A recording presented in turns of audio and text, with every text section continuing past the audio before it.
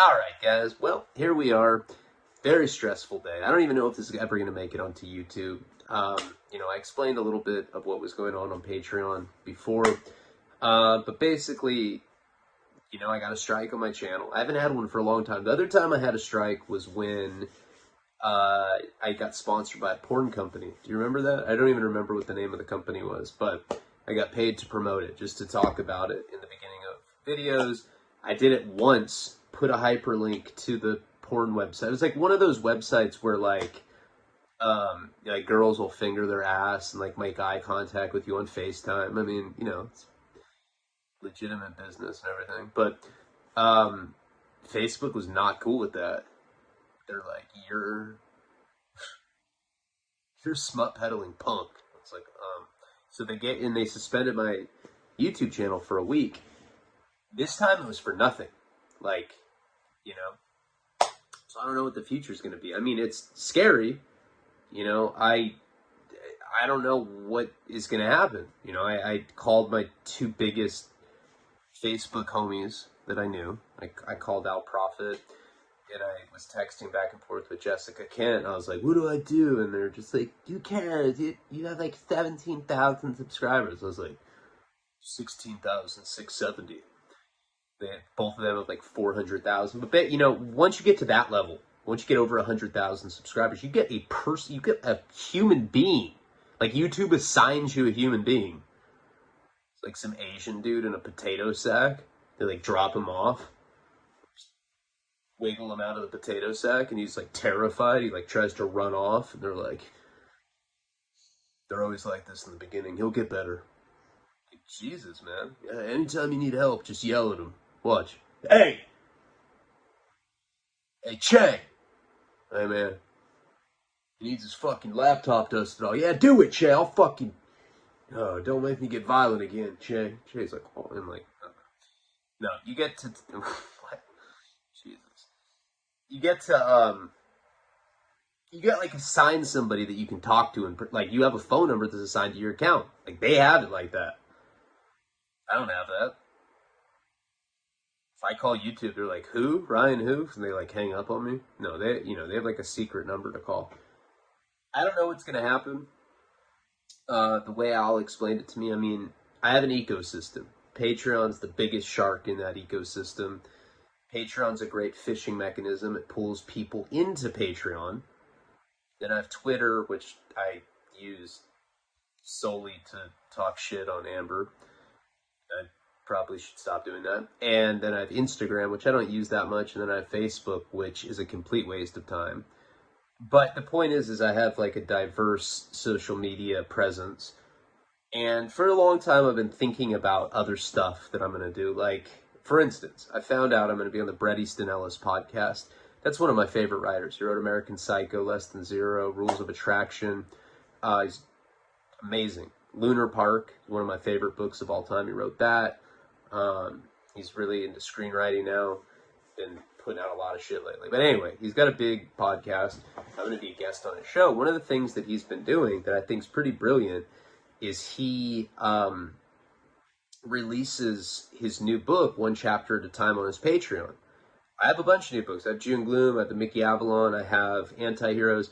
I could just start reading new material. And my old book as well. But that's a lot of different videos I could make. It's outside of just regular storylines. Then I could also do a podcast. Start having guests on regularly, like a couple times a week, maybe every day. And then continue to do the stories. I can continue to build content. There's a lot that I can do. And I have all these other projects. I have all these other irons in the fire. Documentary, going to be done the first week of April, supposedly. The new guy comes on. He sold 2 films to Netflix. He edited a documentary that won Best Documentary for Sundance. And he claims he can get it done by the first week of April. So that should be coming out soon. We also got Anti-Heroes, Mickey book, June Gloom, Florida, Delirium Tremens. Like, there's just so many different projects that, are waiting to come into fruition. These things take a long time. So Patreon and YouTube have been just a tremendous blessing in my life. To think that you know, and I know I only have, I have a little under 17,000 subscribers. That may not seem like a lot, but it's hard to build up that many people. I'm proud of that, and I've been able to support a family of 3, soon to be 4, from that. You know, I've been trying to do the nonprofit too. So much shit that I juggle, and I'm worn out. I'm worn out. I'm thinking about giving up sex. Takes up way too much time. No, babe, I'm cool. Finger your own butt. I'm gonna create content. Sorry. But I do want to start doing more content. This month, I definitely have to do a lot of makeup work. So I'm a little scared. There's an uncertainty. There's different things that I want to do, like I talked about. Um, my neck still hurts. You know, there's people that watch this and they're like, that guy's a bitch. Hey, Amy, come here, come here. This is that guy I was talking about, Ryan. Check him. Listen to him talk. This guy's a total lame. He's ugly. Does he have money? Yeah, I don't know. If he had money, I'd suck his dick. Nobody talks like that. All right, let's get into the fucking video. What's wrong with me? Like, comment, subscribe. Check out patreon.com/Ryan Leone. That's even if this is on YouTube. This is the epilogue for Albuquerque. God, this fucking story took forever. It's actually, the end of this video series was the best part, and I just like, I don't know, I was on some weirdo shit. I like try to rush it, and I shouldn't have done that. And in the future, I'm not going to ever be like, okay, this is the last one. That always fucks me up. I learned my lesson. Gotta stop saying the F word, too. All right, so where we had left off last time, without having to go into too much recap, we had planned on robbing this drug dealer dude from Albuquerque. That guy screwed me over. I mean, he held up Lily's friend at gunpoint for a pound of weed. It was the only like lick that I could think of to get the money back. JP was pissed off. He flew in there. He brought me dope. Had a rental car. Took us forever to figure out where she lived. We eventually had to call my dad. Did I tell you how ended up getting to Atlantic City in the first place? I don't know if I covered that in the last video, but, you know, I had stolen another TV, blacked out on like a roof and all, or whatever I was on, and I brought it to JP's hotel, and he ended up getting arrested for that and all the other shit that he did.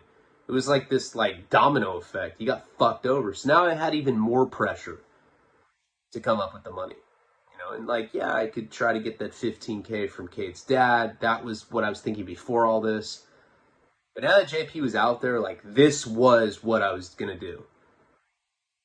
A lot of that was me being on drugs. I was like, well, we'll just go to this guy's house.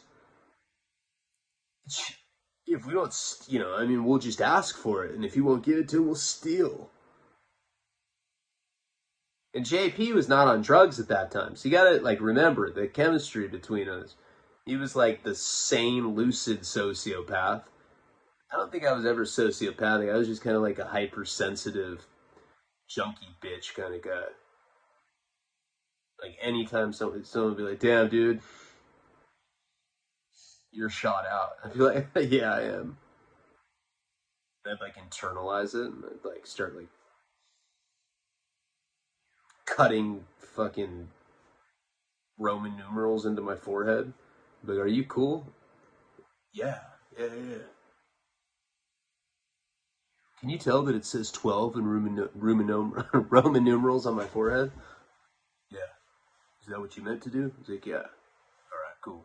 I can't believe I fumbled on that. See, that just shows how bad my mind is in another place. So I end up finding, when we go out there, we like go on this pretty much stakeout, because I have no plan in my mind, and we end up seeing that they bring this blue canvas bag in with these 3 unsavory characters.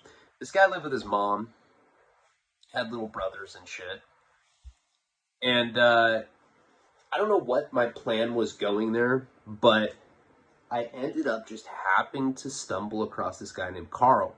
Now, Carl,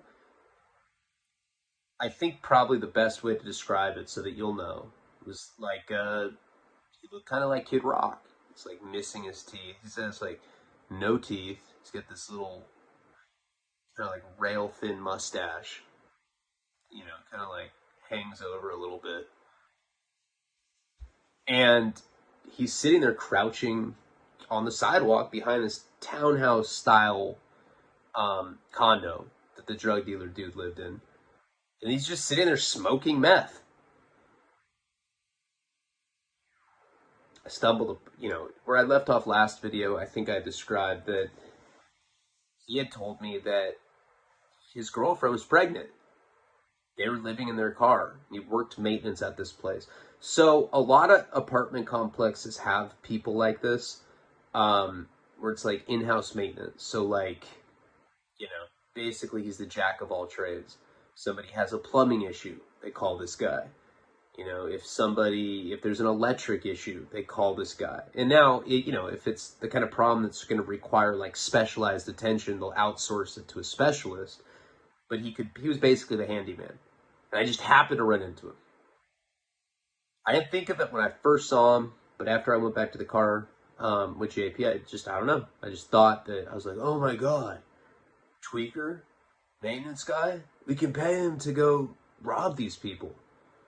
And you know that you don't have to pay him a lot, So I approached him, gave him $100, brought him into the car, gave him $100, told him I'd give him like another, I think $300 if he did what we asked. I knew it too. Like, tweakers are so predictable, I'm like, dude, how much do you make here? He's like, $450 a week. I'm like, dude, we'll give you $300 just on top, and we'll give you a cut of what's in there. I was like, I don't know what's in this bag, but let's just say it's going to be 2-3 times what your paycheck are. He's like, no stinking way. I'm in. Easy. It was the easiest sale, right? Then he tells us that he has this girlfriend. Ended up meeting her. After he told me that she was pregnant and everything, I offered that they could come stay at the hotel with us. I was staying at a 5-star resort, and I felt morally wrong about the fact that this couple was sleeping in a car while I was like, wearing shit-stained bathrobes with a little Marriott bird emblem on its chest, So he went and he got his girlfriend. We were going to go back to the Marriott. Dude, like, I feel bad, but this girl was like 350 pounds. She's probably like 5'4", She looked like, remember in Willy Wonka and the Chocolate Factory where like she turns into a blueberry? She looked like that. She's wearing like a nightgown. And it looked like, remember Kirby? I don't know. It looked like she was like round with a dread. It was sad to see. So no, come on. I'm just saying that to try to sound like I have a soul. I don't care. JP was like, damn. I'm like, what? He's like, fire, 2 o'clock. I see her, and I'm just like, dude, come on, man. He loves her. JP's like, as much money as I owe, at least I've never had sex with something that looks like that. I was like, now that's mean. He's like, whatever. She ends up getting in the car with us. Remember, JP has like a rental car. So rental cars generally smell like air freshener. Believe it or not, the Kid Rock looking guy, Carl, didn't really smell that bad. I don't know, maybe it's because he was like working and he had to have like clean clothes on. She had like tomato stains on her like nightgown and she stunk. And JP's one of, I've described him before. He's like a functioning sociopath. So we get in the car, we're headed back to the Marriott. JP's like, there's no music, right? And she's not talking. This overweight girl. She's got glasses on. She's kind of like all depressed, has her head against the glass in the back seat. Carl's just like, so, where are you guys from? JP's like, look, I'm trying to minimize the amount of talking that we have to do. We have a purpose of what we're doing, and that's it. Oh, all right. Can I smoke in here? He's like, no, man. He's like, oh, all right. He's like moving his head to imaginary music, and then out of nowhere, JP's just like, damn, man. Hey, your girl fucking stinks, bro. Ugh. She like doesn't even move her head. It's just like she's like used to being like berated with like emotional fucking abuse like that. Carl, and you'd think somebody like that would defend his girlfriend, but he's like, I know it. She knows it. We live in a car, bro. And like, I have a heart. I'm like, dude, I'm sorry. When you guys get there, you can shower. There's the little one-time use shampoo bottles. I think there's 5. You can have them all. I don't even care. Feeling extra giving right now. I appreciate that. So we end up getting to this Marriott, and you like remember the condition I'm in. Like I'm all beat up anyway. Like probably not picturing me the way that I actually looked during that time. Like I was beat up. The longer you're beat up after you've been hit savagely the way that I had, the darker all the bruising becomes. So it was like not only swollen, but it was just obvious that I was just, spoiled fruit looking face, lumps everywhere. There's me like that, Kid Rock looking dude. He's like in his maintenance outfit, and then there's this 350-pound girl waddling with us, and then JP's the only one that's clean cut out of us. We're walking to the lobby, and I remember that it was like this young girl working at the front desk. She was probably like, I don't know, like 21, 22. And she just looks at us like, I wave. I was like, hey. I'm like leading the pack all beat up like that. We end up going into the elevator, go up into the room. And, JP's still with me. I'm like, hey, are you going to get your own place? He's like, no. Like, I've already thrown so much money. He's like, I'll just sleep on the floor, man. I was like, where am I going to sleep? He's like, I don't know. I thought you're giving them the bed because you want to be, all charitable and shit. He's like, you have to sleep on the floor too. He's like, can we thumb wrestle until we fall asleep? He's like, shut the fuck up. So we end up getting into the Marriott the room that we're in. But definitely not a suite. And right when we get there, couple asks if they can shower. I guess, probably affected them when JP just rudely said that she stunk. So they end up going into the bathroom together. So JP and I are just like out in the hotel room.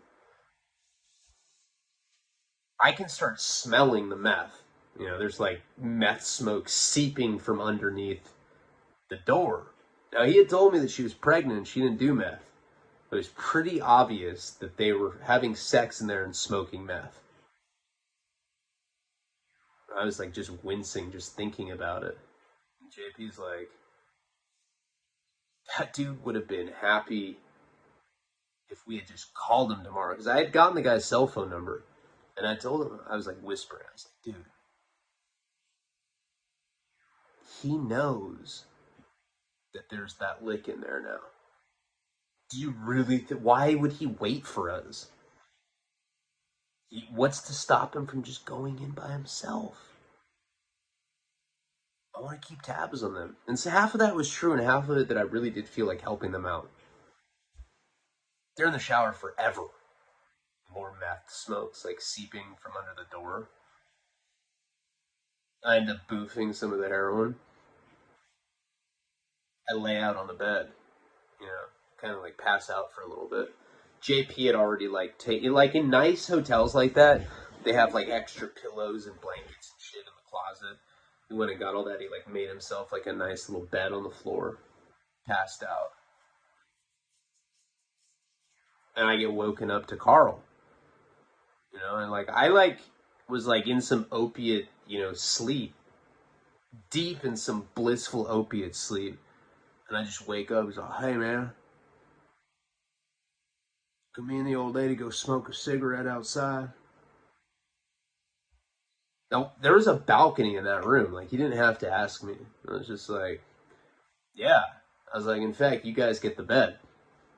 Now, I didn't. JP got the extra pillows and the blankets, so like he made himself this nice little bed. I didn't have one, but there was this chair, like kind of like a I don't know, little leather love seat that was by the desk, and I just like went and like kind of curled up in there, while they went outside and smoked a cigarette on the balcony. But he came and asked me permission at least, so I drifted back to sleep. I wake up.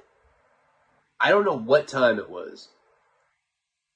I don't know if like 20 minutes had gone by or hours, but I wake up and Carl's girlfriend is hanging off the bed. She looks dead. Like when I came to, like the first time I came to, I saw Carl and it was kind of freaky. But seeing like this obese chick's face, it looked like a dead bullhead or something. It was like, and this dude just boning this shit. It was just like he had her nightgown like kind of hiked up, and he's just hitting it, and her face is like moving. Her neck fat was like, it kind of looked like like a turkey gobbler or something. I was like, oh, and I like tried to pretend like I didn't see it, like I like closed my eyes, but it was one of those things where you don't want to look, but you're kind of like morbidly curious about it. Like kind of like a car accident. Like you're driving by, someone's like, "Oh my God, there's a dead motorcyclist sprawled across the road." You're like, "Damn, I don't want to see that." And then you like look and you're like, "Damn," and you get out your phone and start like recording it. The same kind of thing. I remember I like opened my eye. I'm just watching, and I'm just thinking like, I mean, it's very rare in my life that I just like watch somebody have sex with somebody. I mean, despite the unusual circumstances that I live, I don't get to see that much, especially a woman that weighs that much. Like that was a rare thing to see. And I remember like looking at her, I had like one eye open, and I was thinking to myself, I was like, God, she looks completely miserable. I felt bad for her. This guy, and he just looked like a little horny chihuahua. He's like humping her, dead bullhead, like, and he looks right at me. And he's like, "Hey, man." Stops fucking her. He's just looking. He's covered in sweat, too. It's the kind of thing where, like, he had his shirt on and he just had, like, his like, work pants down to his knees and he was just, like, humping her. He's like, "Hey, man, I can see you with your eye open, man. Why are you looking at me, man?" I'm like, "I'm sleeping. I sleep with my eye open." I like go like that. I swear that all of that really happened. End up falling asleep. Wake up now. It's like early in the morning. I don't know, 5:30, 6 in the morning. The sky has this very like New Mexico-esque lighter blue color to it. Very pale, like early morning sky. The dead bull is in the same exact position she was in when he was boning her. Her head's like kind of like leaning off of the bed or whatever. He's in the bathroom, doors closed. I'm sure he was beating off, or I don't know, who knows. Taking apart a walkie-talkie to put it back together, whatever tweakers do behind closed bathroom doors like that. JP's like doing whatever he was. I think he was like up, like spraying Tommy Hilfiger cologne like under his armpits. It's like, "Hey man, yeah, I'm just about to go for a jog." It's like, all right, weird ass bunch of people that I'm living with. And I remember I like opened up this, this sack of dope, and I stuck a nice piece up my ass. It was weird doing that. I started getting like comfortable doing that in front of people too. I'm like, "Dude, look, I can do it with no hands," and I just like sit on a little chunk of dope and make it disappear. But man, that's badass. So like the room kind of like comes to life now. And at the Marriott, at that particular Marriott, they had, you stay at like a shitty motel, you get continental breakfast. We just stayed at a place the other night. It wasn't an expensive hotel. It was like $150. They gave us like a little sack lunch with like honey nut Cheerios and like a bag, looked like a sack of magic mushrooms or something. And we're like, damn, this breakfast sucks. You know, I mean, I guess compared to breakfasts I've had in like county jails, I should be grateful. But you know, further you're away from that, you kind of forget where you come from. Once in a while, you have to remind yourself. But at a place like this, at like a nice Marriott, not all of them, some of them don't do this, but this place had like a buffet breakfast. And JP was telling me that. He's like, hey, bro, like, you know, they're serving buffet breakfast until like 9:30 a.m. Let's go down there and let's get something. And Carl was like, damn, buffet? How does that sound, babe? And she didn't talk a lot, you know? She made noises. It was like animalistic. It's like fucking sonar whale noises and shit. But she would acknowledge it. She'd be like, burr, burr. He was like, yeah, me too. So we all ended up going down to this like conference room, I think is where they did the buffet at this Courtyard Marriott in Albuquerque. And there were all these business guys there, you know, probably guys that were like, I don't know, salesmen making like 80 grand a year that really think they're on some shit, you know, like super sleazy guys. They have like flat top haircuts and shit, designer eyeglasses on, those kind of people. They're all like reading shit out of folders for their sales presentations. And I remember when the group of us walked into the conference room, there was not one set of eyes that didn't follow us. They're mostly looking at the girl, because when I said that she had like tomato sauce stains all over her shirt, that's not even an exaggeration. She had this big ass nightgown looking thing. It was like I think it was one of the only things she could actually wear. And then there was me, and I was all beat up. Carl looked like a, I don't even know how to describe. He looked like, you know, Joe Dirt kind of guy. You know, more like Kid Rock, but you know. And then JP, who was totally clean cut. Back then, he was good looking. Our group of people just looked completely out of place, and everybody was like just staring at us. And you know, they're serving like, it's like one of those things where, you know, there's metallic pans with like bacon and shit, and you're supposed to use the tongs to pull it out. And the fat chick's just grabbing it with her hands, like stuffing it on her plate. Her plate had a stack like that big. I put like one, like, you know, one bagel on there. It was like a plain bagel, I think. And I'm just looking at her plate, and I was like, God damn, she's one of those people. And we sat down all at the same table, and she's just sitting there stuffing her face. Everybody in that conference room is looking at us. Carl, JP, and I start kind of, you know, we're like discussing business now. And Carl's like, so, you guys got to tell me, man. What are we doing in there? For real? Is it weed? She thinks it's weed. I think it's money. I'm like, well, Carl, since you're working for us, I'm going to be completely honest with you, kind of. I don't know what's in there. But this guy stole from my friend, who's a single mother, when I was back in Albuquerque just a couple months ago, held her up at gunpoint. Now, he had really stolen from Lily's friend, but this is what I was telling him. He's like, uh-huh, uh-huh. He's like, hey, are you going to eat that ice cube? His girlfriend, like, shakes her head, and he, like, just sticks his hand in a cup of ice. I'm not joking. Grabs, like, a couple ice cubes and just starts chewing on them, like, all loud and obnoxious, like, with his mouth open. Both of them were just super, like, no manners. All these business people have left. We're, like, the only people in there because people are so offended by our sites.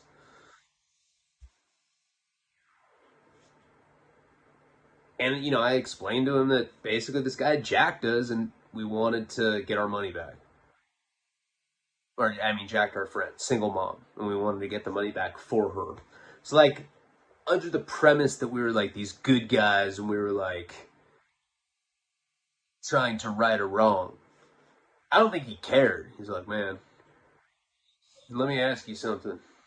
He's like, what's supposed to happen to me and my girl at that point? He's like, I'll work for these people.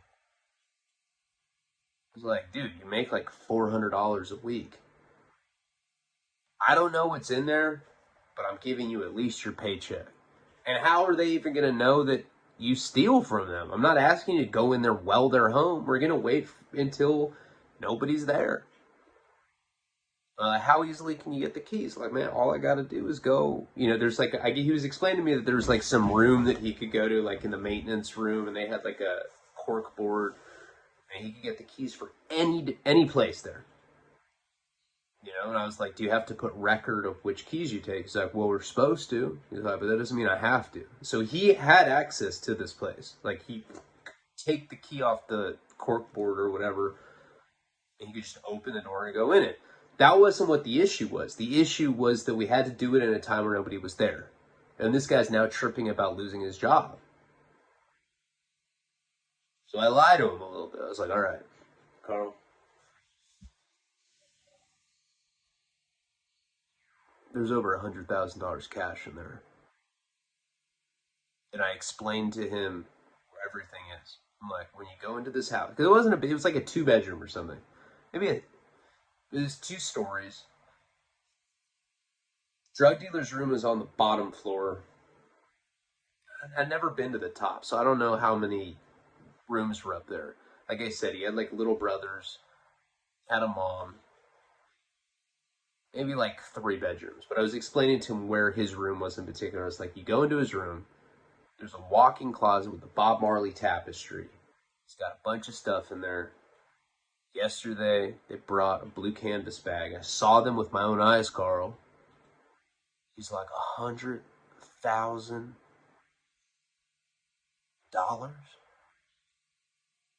I was like, yeah, it's just in that house. All you got to do is go in there and get it. It's like, oh, yeah, I'm interested. I mean, how much will you give me? I was like, I'll give you $25,000. He spit his water out. He's like,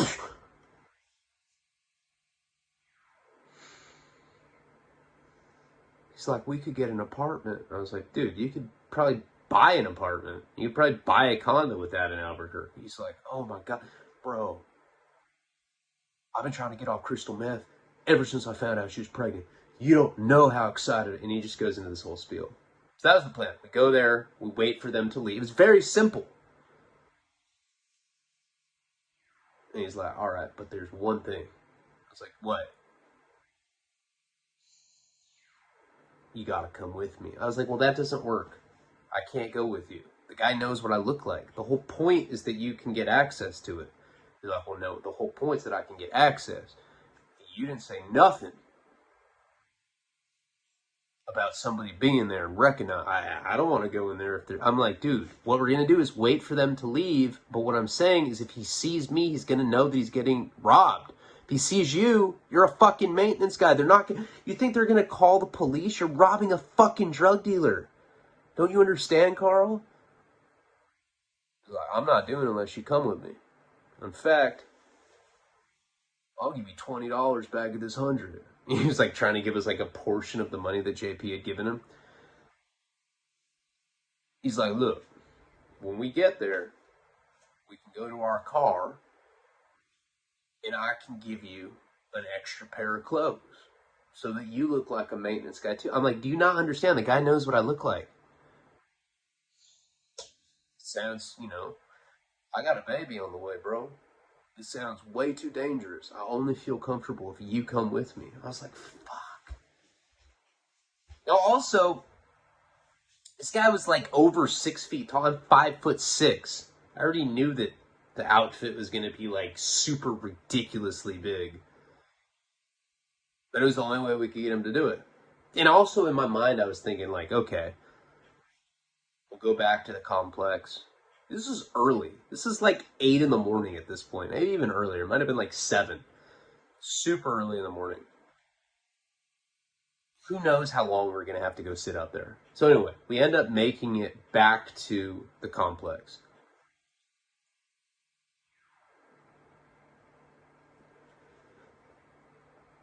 We go around. There's like this like staff parking lot. This kind of like a secondary parking lot, and that's where his car was. It's like some old ass beat up, I don't know, like a Buick or something, like like a wide ass car.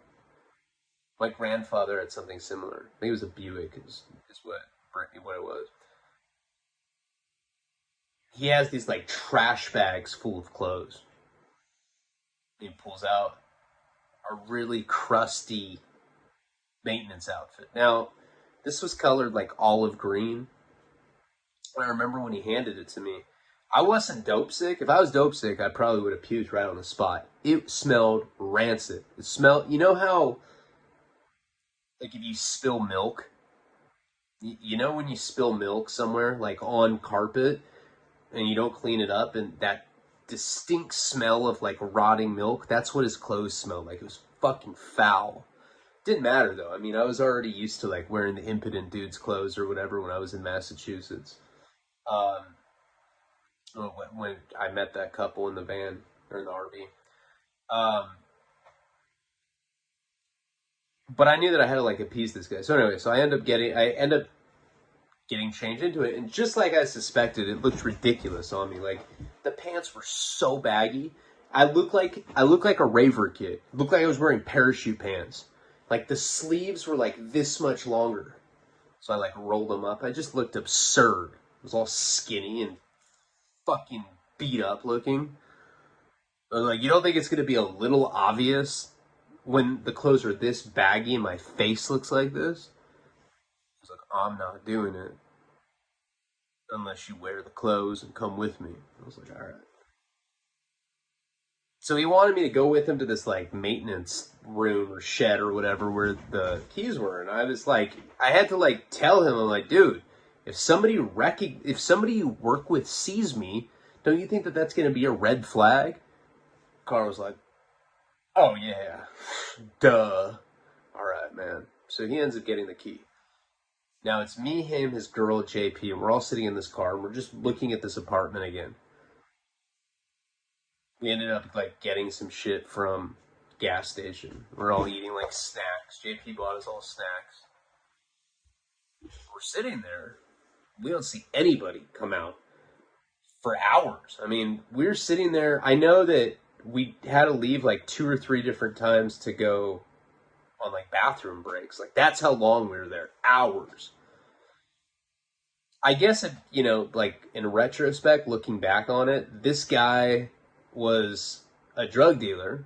He partied. Like the little time that I spent with him, he was always like staying up really late. I didn't have a job, obviously, so to think he'd be up like at a reasonable hour was probably just wishful thinking. We finally see him around like 1:30 in the afternoon. Maybe even a little later than that. I mean, it was like 2. I mean, we were there for a long time. Like I said, we left 3 different times. That's like looking back how I can mark the time. We were there for hours. I know that for sure. He ends up leaving. But he has the blue bag with him, the exact same one that we saw the night before. Carl's like, hey, ain't that the bag? I was like, no, Carl, there's another blue bag. Just let's get inside the house, okay? Drug dealer dude takes this blue canvas bag and kind of like goes out of our vantage point. Probably got picked up or something. So he's gone. He's like, all right, so what now? What if he comes back? I was like, well, we probably don't have that much time then, do we? We ended up getting these trash bags. He had brought trash bags. We had like a bunch of these like little like white trash bags. We're gonna go in this guy's room and clear it out. Now Carl is probably a red flag with him, and I probably should have already seen it coming that he was a pussy. He kept like going back on things that he would say. First he agreed to do it. Then he said that he wouldn't do it unless I did it with him. And now you could tell that he was like, really didn't want to do it. He was like almost shaking. He was like, oh, I was like, are you all right? He's like, yeah, man. I just get nervous before I do stuff like this. I'm like, how often do you do stuff like this? He's like, never. I never do it because I get nervous. I can never do shit like this. Nobody likes me. I'm like, all right, Carl. I like you. Tell you what. Let me go. Give me the key. Let me go. I'm going to go in there. He's like, well, how do I know that you're going to give me the proper cut then? I was like, see? When there's money involved, all of a sudden you get a little fucking braver, don't you? So he ends up getting out of the car. We walk up to this apartment. I have the key. I could just put it in the key slot, open the door, and walk in. But I decide to knock instead. So I knock. Don't hear anything. Knock again. Putting the key in the key slot. Right as I'm about to open the door, front door opens. It's his mom. Heavyset Mexican woman. She doesn't speak English.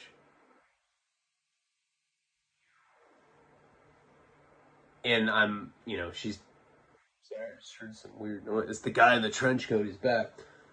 Started saying all this shit in Spanish. I didn't know Spanish at that. Like, I hadn't been to prison yet, so I had no idea. Like, I only knew a couple. I only knew "Cómo estás?" I was like, "Cómo estás?"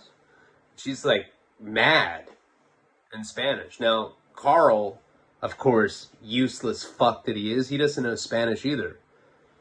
So I'm like just trying to explain it simply. I was like, "Ma'am, we need to go fix window." Like doing charades. She has no idea what I'm talking about. She's just going on and on and on in Spanish. And eventually she's like, oh, and signals for us to come in. We get inside the house. Now, you gotta realize, I don't know, drug dealer guy probably left 10 minutes before this. He's probably been gone for 10 minutes. The whole time that this is going on, my heart is definitely pumping. It's racing. Because I know any second he's going to come back. And this guy definitely has guns at his house. He showed them to me in his little walk-in closet. So I knew that the time was very, very, it was imperative that I get in and out of there. This woman had, his mom had let us in. So I go to the living room and I start looking at the windows. I'm like, I don't know what I'm doing. I'm just petting them. Cradling them, there's a ball sack. I'm like, ugh. I was like, Carl, come cradle this. He's like, oh, hey, man. He's like, this is fun, bro. I was like, fucking tweakers. I was trying to get the mom, used to the fact that I'm just, going up to random stuff and fucking with it because I know that I have to go into her son's room. So I'm, running my finger, on the top of this, window frame. There's all this dust on it. Wiped it off on my super baggy work pants that I'm wearing, Carl's work pants. And finally, we make our way to his bedroom. Now, the door's locked. It's shut and it's locked. We can't get in it. And I'm like, do you have a key for this one? He's like, man, you can't see. He's like, this is an independent lock. It's like, this has nothing to do with the kind of keys that I have. This kid had put a latch on his door. It's some cheap ass little lock that you buy at Home Depot. And I'm like, fuck, how are we gonna get in there? And Carl just kicks the door pretty hard. This lady's in the kitchen, but not very far. This is not a big place. I was surprised. That was the first ballsy thing he did. So he kicks the door and the thing just swings open. My heart's beating. I know this guy's going to come back. I'm positive. He's going to recognize me. But Carl got cold feet at the end there. Start going through his room. And he had a bunch of expensive stuff in there. He had a bunch of expensive sunglasses. He had chains. Shit that I wouldn't with. I had marijuana fucking, logo. On a gold chain. It's probably worth $40, but he wore stuff like that. He had all this stuff, and Carl was like, dude, look at that marijuana leaf chain, bro. I want it. And I was like, take it, Carl. If that's you. He's like, this is badass. I'm like, yeah, for sure. I go into the walk-in closet. I get the tapestry, and there's a bunch of drawers, like sock drawers, I guess, that would be in the closet. I open it. There's a few handguns. Grab those, put them in this plastic bag, and Carl like comes from inside the room. Now he's inside the closet too. He's like, "What'd you get?" And I was like, "Feel the bag. Bag's all heavy." He's like, "What is that?" I was like, "Dude, they're pieces." He's like, "Guns?" I was like, "That's fucking crazy, bro." I was like, "Well, keep looking around. There's other expensive stuff in here." So all these, like, I don't know, there's probably like 8 drawers, right? So he's like looking through it. He's not really finding anything. Finally, at the very bottom, so I got these 3 guns. The very bottom, there's that lockbox that I'd seen. I'm like, grab that, grab it. He's like, "What is it?" He's like, "That's not the blue bag." I'm like, "The blue bag's already gone. Grab that."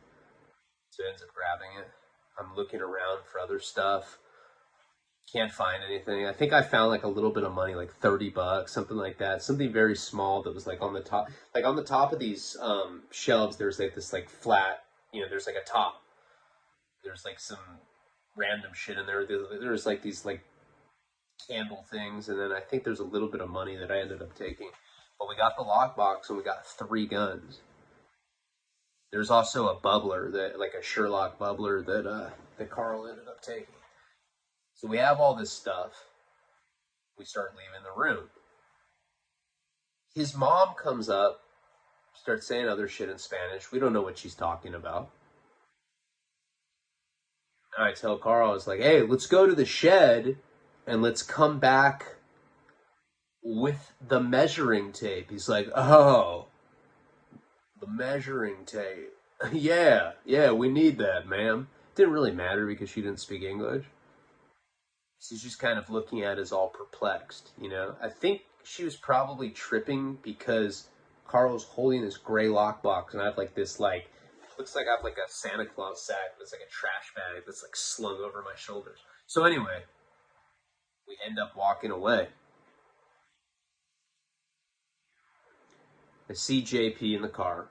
He's with this dude's girlfriend. They're both just kind of like looking at us. I'm looking around. I'm like, I know that this guy's going to come home right now. But he didn't. End up walking to the car, get in, and we drive off. Right? So we have this lockbox, but we have no way of opening it. Those lockboxes are hard as fuck to open. I don't know if you've ever been in a situation where you've had one of these lockboxes, but they're very, very hard. You get a sledgehammer, it's hard to do it. The only way that I know of to be able to get lockboxes like that are open are to drop it off of somewhere very, very high. And we're discussing this. We're like talking about different ways to to try to get this open. Well, maybe we can go to the store, get a sledgehammer, try to hit it. Maybe we can like drop it off of somewhere really high. Pretty heavy duty lockbox. And this is not the first. This might have been the first time in my life that I didn't have access to one that I had to get open. I've actually been in a situation more than one time. Just can't remember if this was the first or not. But anyway, so we end up going back to the hotel. My dad, like that was it. Like he wasn't paying. He didn't use any more points for me to stay there anymore. So we weren't even guests there. But they'd seen my freak ass face there so many times.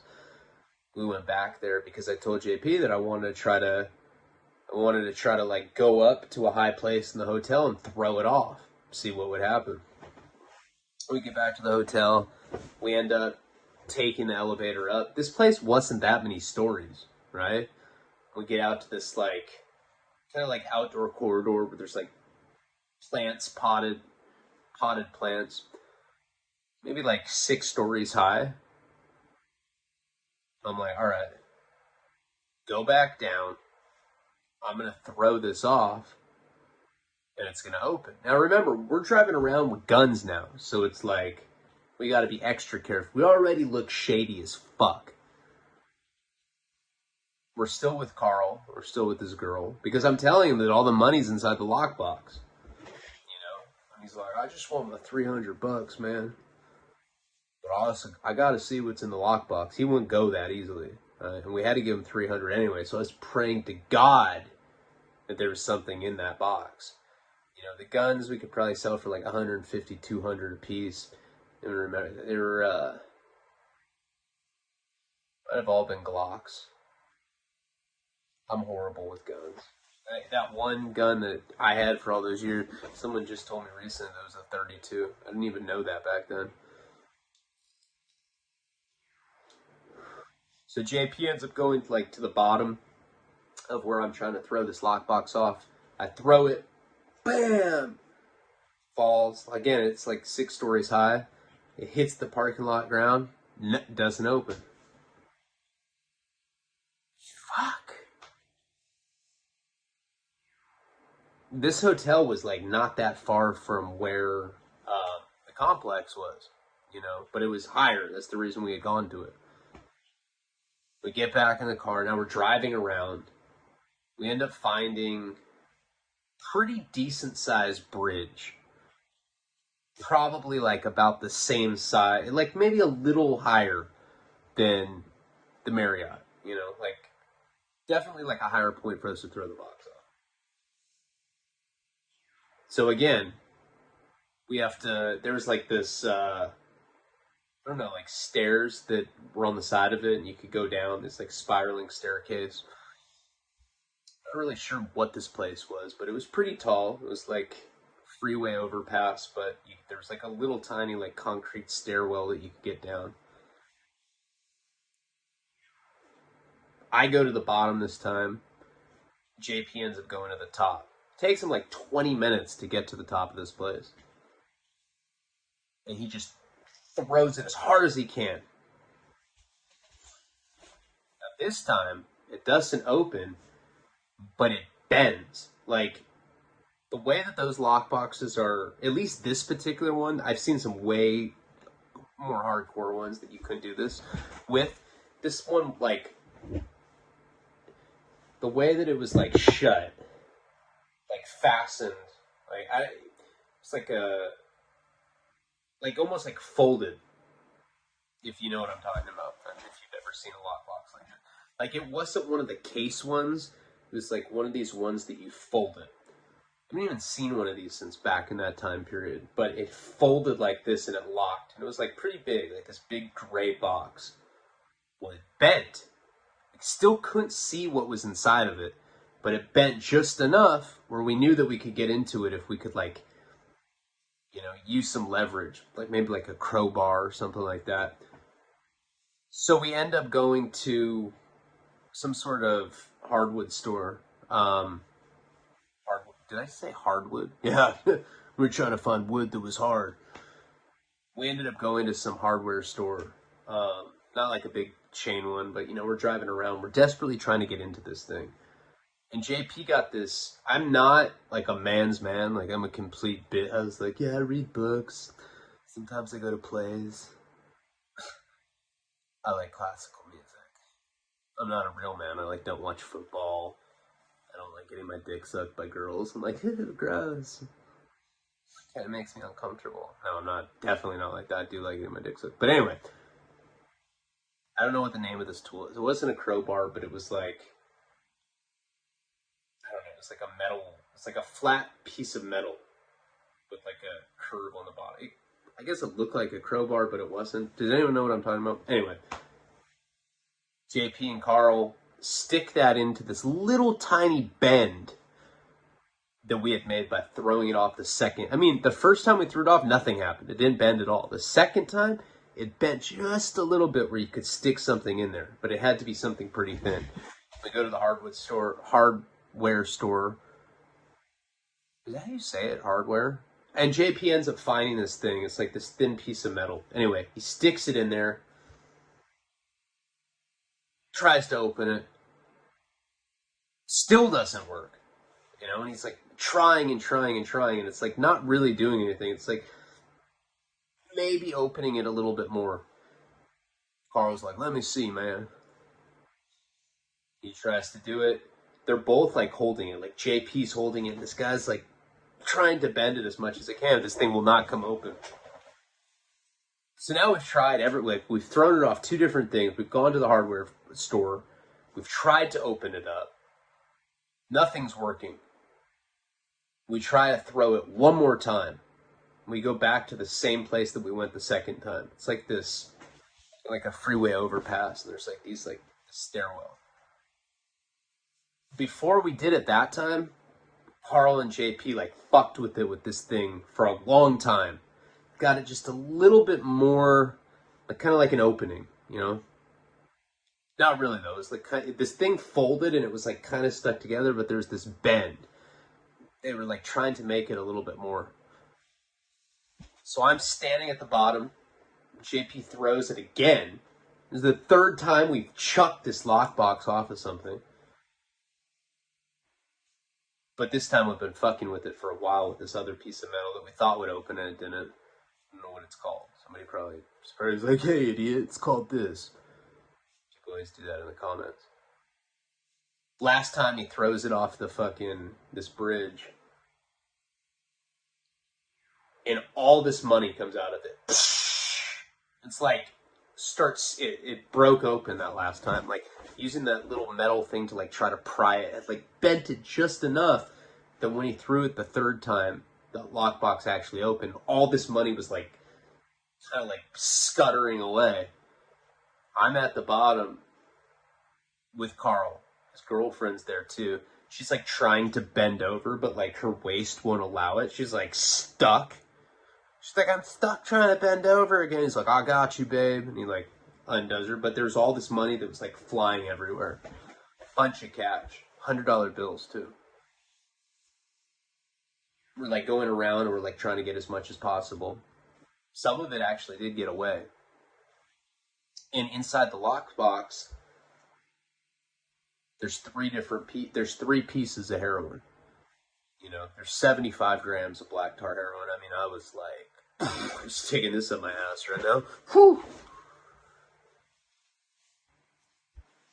There's about $31,000 or something in $100 bills. There were like 10 stacks in there, and a bunch of loose ones. We probably lost some money as well. Like some got away, like I said. But we were able to get the lockbox open. And if you have any experience, I'm sure there's people that have watched this that have tried to get a lockbox open. You know how fucking hard that is, but you can do it. It's all about throwing it off of a very high place. The impact can open it, and especially if you like bend it open a little bit. We got like, I think it was like around $31,000. And we ended up giving Carl and his girlfriend $3,000. And then JP was like gonna give me $1,500. That's all I was gonna get out of that. Out of all the fucking shit that I went through over that money, you're gonna give me $1,500 of it. So we gave them the money. We had to take them back to the apartment complex. I had to go get my clothes. You know, I'm still wearing this like maintenance outfit. Like this whole time when we're running around, like going to the hardware store. We were trying to get into the lockbox. I'm still wearing this weird ass like maintenance outfit. So we end up getting back to the complex. We give them their money. We give them $3,000 or $3,300 actually. Gave them $300 and then he gave them 3 G's over it. Gave them like a nice chunk of heroin. And you know, this kind of dope, just so you know, this is like the epilogue to this.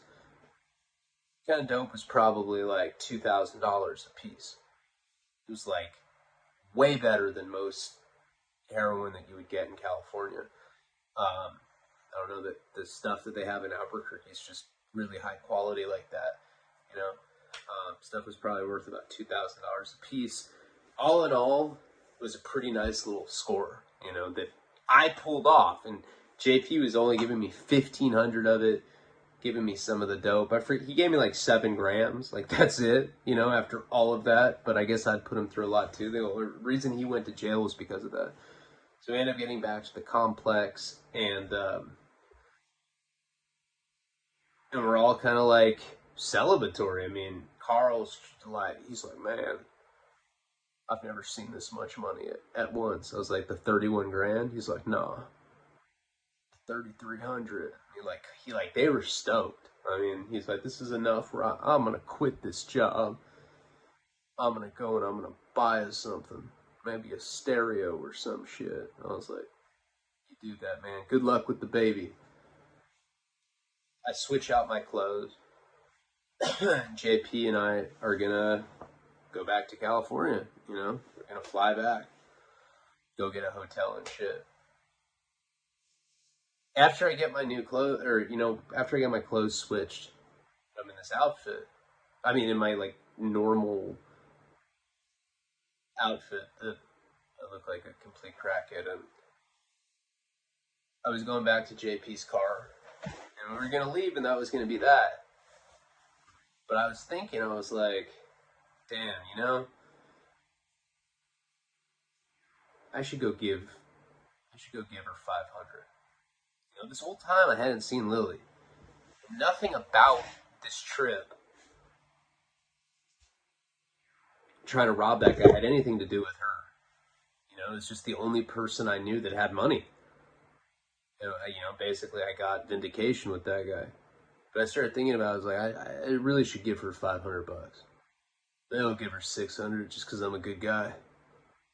Started thinking about her being a single mom and the fact that I stole from her. And I do have a heart, Even in situations where I burn people like that, I always try to make it right. I mean, maybe I have borderline personality disorder or something. But I decided to give her 500.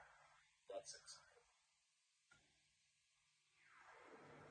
And I go and I tell JP I was like, hey, I need to go give this girl some money. He's like, what girl? The fuck are you talking about, bro? Let's get out of here. I was like, it's not going to take very long. Just wait for me for 10 minutes. He's like, I'll wait for 10 minutes, but if you don't come back, I'm taking off. All right. So I end up walking from the party. This guy, JP, like, was so happy that I was able to get that kind of money. I mean, he walked away with, like, if you count the dope and everything, he probably got, like, I don't know, 40 grand.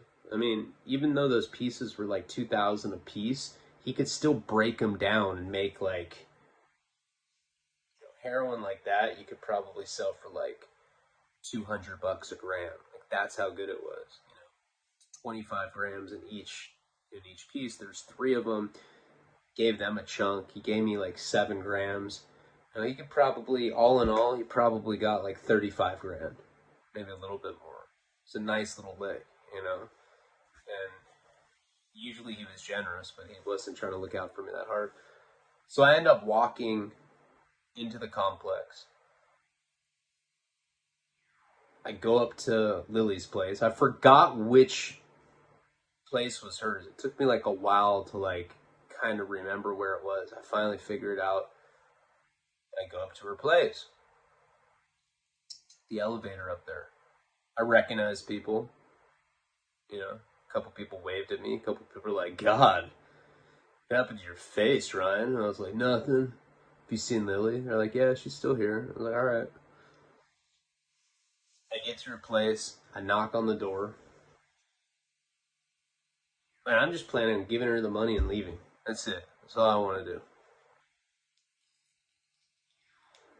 She doesn't answer. She wasn't home. And I thought about just leaving the money right there. But it was like one of those hallways that's busy. I want to just pay her off, make up for what I'd done to her, but she wasn't home, and I'm not that good of a guy. I was like, fuck, I don't want to get left here. So I ended up leaving. Didn't run into the dope dealer again. I was thinking like maybe on the way out of there he was going to see me, so I was pretty cautious. Didn't run into him. Get back in JP's rental. He's just sitting there. And we leave. We leave the complex. We got away with it. So we start headed to this hotel that we're going to get. We're planning on taking, a flight out of there the next day.